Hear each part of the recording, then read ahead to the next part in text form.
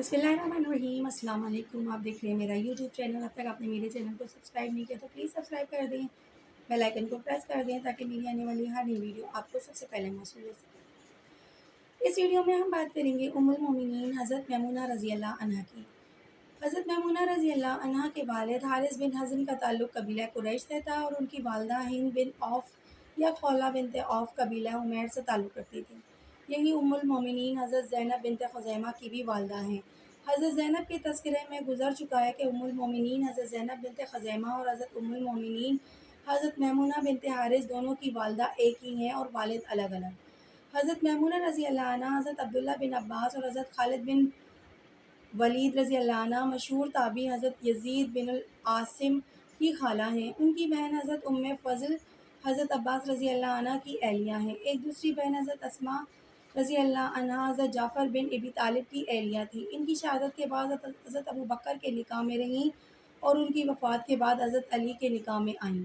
हज़रत मैमूना रज़ी अल्लाह अन्हा रसूल अकरम सल्लल्लाहु अलैहि वसल्लम के निकाह में आने से पहले अबू रहम बिन अब्दुल अज़ी के निकाह में थी। इनके इंतकाल के बाद हज़रत मैमूना के बेनोई और रसूल अकरम सल्लल्लाहु अलैहि वसल्लम के चचा हज़रत अब्बास ने आपसे उनकी बीवी का तज़किरा किया और ये चाहा कि आप सल्लल्लाहु अलैहि वसल्लम उनसे निकाह फरमा लें।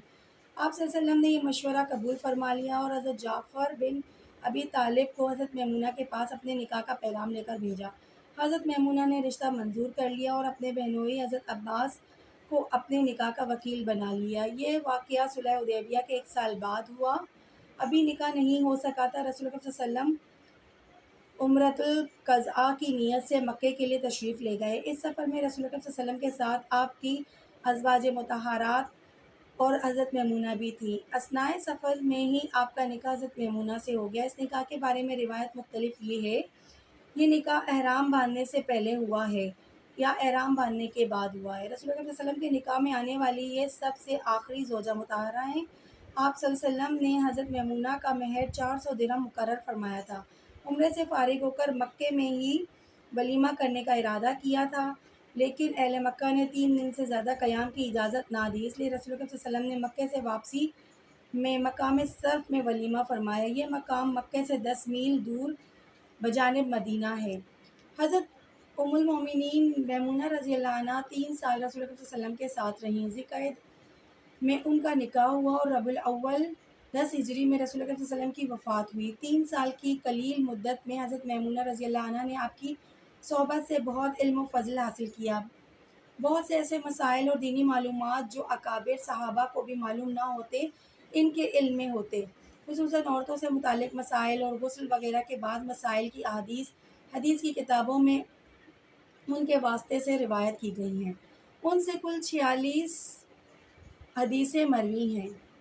इनके शागिर्दों में इनके भांजे अब्दुल्ला बिन अब्बास, अब्दुल्ला बिन शद्दाद, अब्दुर्रहमान बिन साइब, यज़ीद और उनके आज़ाद करदा ग़ुलाम सुलेमान बिन यसार और सुलेमान के भाई अत्तार बिन यसार वग़ैरह हैं।